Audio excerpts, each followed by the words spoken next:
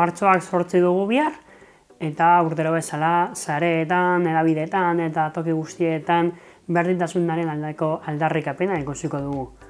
Baina azken urtean esan behar dugu berdintasunari buruzko zalantzazko izan ditugu.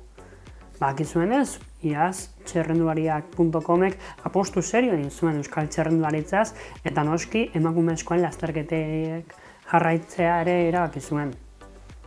Eta benetan harrituta gertu ginela. Zergatik emakumezkoen lasterketa bat euskaldun txapelketaren baitan, gizonezkoena baino 10 aldiz gutxiago ikusten zen. Edo zergatik, ziklo-krosean, lasterketa berdina, egun berdinan, kalidade berdinan igota, gizonezkoak 3.000 ikustaldi lortu ditzazke eta emakumezkoena 600 ikustaldi. Azkenean, horrelako egun batean, martxoak 8 baten, esaten diren guztiak egia izaten dira. Berdintasunerako bidea asko geratzen dela. Baina galdetu behar diogu gure buruari ea zenbat egiten dugun guk berdintasunagatik. Ze gauza bada politikagintzan edo kirolgintzan egiten diren gauzak, baina baita ere gu hartzaile bezala eta ikus-entzule bezala egiten ditugun gauzak. Agian planteatu behar dugu zergatik gehiengoak ez dituen emakumezkoen lasterketak ikusten aukera izan da ere. Aukera zegoenean hori zen arrazoia. Lasterketa ezin baduzu ikusi, ez dakauzu aukera ikusteko, oso ondo. Baina orain, lasterketak ikusi gaitezke. Gure kanalean lehenak. Gure kanalean Euskal Herriko afizionatu mailako emakumezko lasterketa guztiak ikusi daitezke. Eta gizonezkoenak ere. Eta zergatik gizonezkoen lasterketak 10 aldiz ikustaldi gehiago izaten dituzte. Audientziak ere bere erantzukizuna dauka, eta erantzukizun hori individuala da.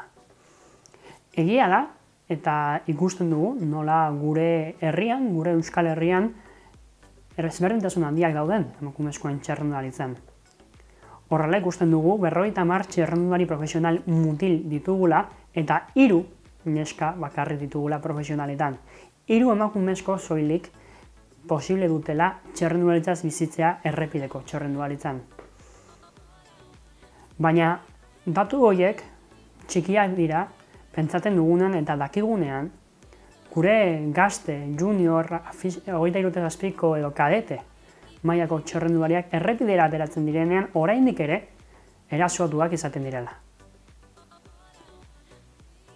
Benetan berdintasuna lortzeko bidean gaude eta iraultza izaten ari da. Baina iraultza ez da bakarrik martxoak 8koa. Iraultza egun guztietan egin beharreko gauza bada. Konturatzea emakumezkoen kirolba gizonezkoena bezain beste balio duela. Sari berdinak merezi dituztela. Eta emakumeek toki berdina merezi dutela instituzio guztietan. Onartu behar dugu, Euskal Txerrendularitzaren erakundeetan emakumeen presentzia urria da. Bai federazioetan, bai talde handietan, ez daude emakume zuzendari, edo oso gutxi daude. Hori aldatu behar dugu. Ezin dugu biztanleriaren 50% baztertu. Ulertu behar dugu, emakumezkoen lasterketa bat eta gizonezkoen lasterketa bat berdina balio dutela. Berdin du Donostiako klasikoa edo Zaldibarko lasterketa bat izan. Biek berdina balio dute. Askotan politikariei esaten diegu euren ardura dela gure gizartea aldatzea. Ez, gizartea biztanleok aldatzen dugu. Eta gure ardura da kontsumoarekin, eta zaren kontsumoarekin orain inoiz baino gehiago, gure ohiturak aldatzea eta emakumei euren plaza ematea. Baina esaten nizuen bezala, hau ezerezean gelditzen da, emakume batek ez baldin badu askatasuna lasai entrenatzeko. Askotan hedabideok ezin dugu entzuten dugun, ikusten dugun guztia kontatu. Baina benetan esaten dizuet, Euskal Herrian 2021 urtean oraindik ere zenbait emakumek erasoak jasan dituztela entrenatzen. Eta hori ezin da onartu.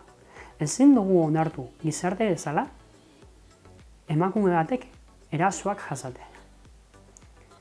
baina ezin dugu onartu ere, emakumeak gutxiestea.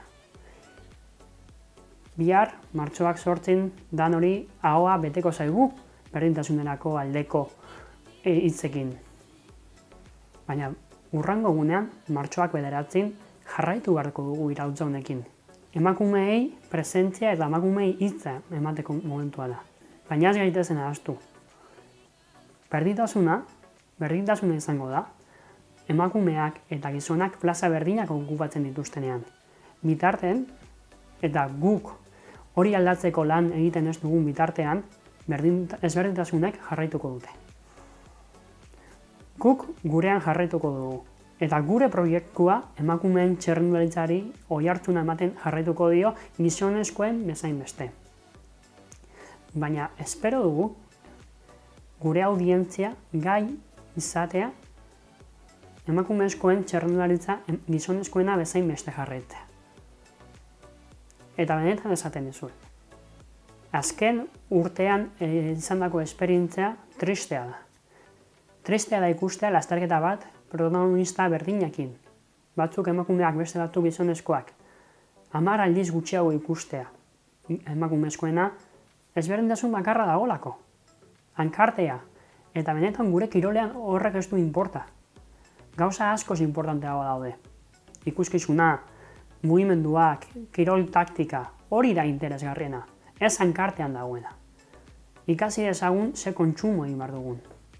Ikasi dezagun iraultza guztion parte dela.